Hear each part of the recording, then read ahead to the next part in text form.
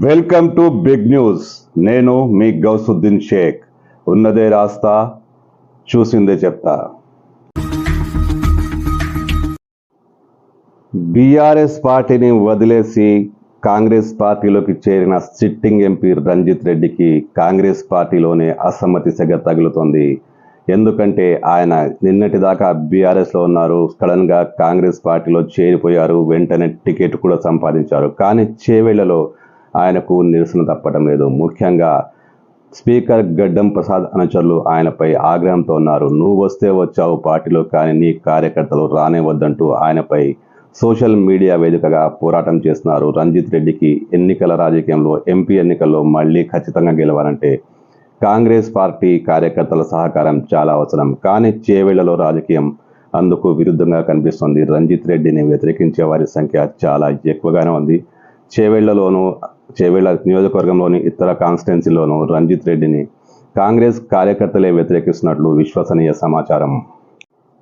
చేవెళ్ల నియోజకవర్గం చాలా కీలకం. తెలంగాణలో ఇది చాలా కీలకమైన లోక్సభ ప్రాంతం. ఎందుకంటే ముఖ్యమంత్రి రేవంత్ రెడ్డి దీనికి ఇన్ఛార్జిగా వ్యవహరిస్తున్నారు. చేవెళ్లలో ఎలాగైనా గెలిచి తీరాలన్న కసి రేవంత్ రెడ్డిలో ఉంది. ఈ కారణంగానే పార్టీ టికెట్ కేటాయింపు విషయంలో తీవ్ర తర్జన భర్జన పడి రంజిత్ రెడ్డికి టికెట్ కేటాయించారు.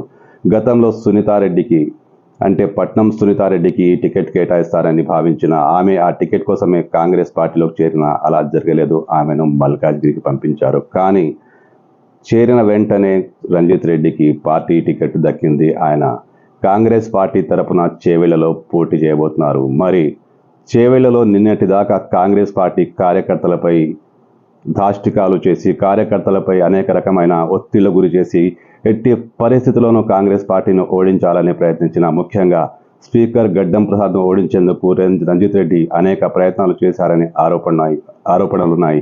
ఈ నేపథ్యంలో కాంగ్రెస్ కార్యకర్తలు రంజిత్ రెడ్డికి ఎలాంటి సహాయ సహకారాలు అందిస్తారన్నది సస్పెన్స్గా మారింది. చేవెళ్లలో కాంగ్రెస్ పార్టీ విజయం సాధించాలంటే రంజిత్ రెడ్డి బలగం ఒకటి సరిపోదు.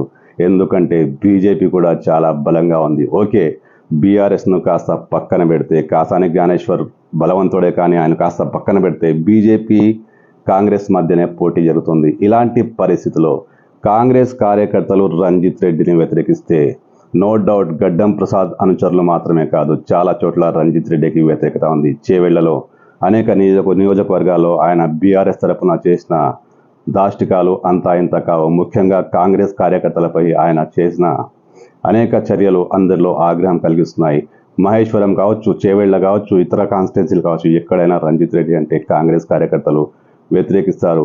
పార్టీ అధిష్టానానికి లోబడి రంజిత్ రెడ్డికి సహకరించిన మనస్ఫూర్తిగా రంజిత్ రెడ్డిని గెలిపించే ప్రయత్నం చేస్తారా అంటే అది కాంగ్రెస్ పార్టీ కార్యకర్తలకే తెలియాలి.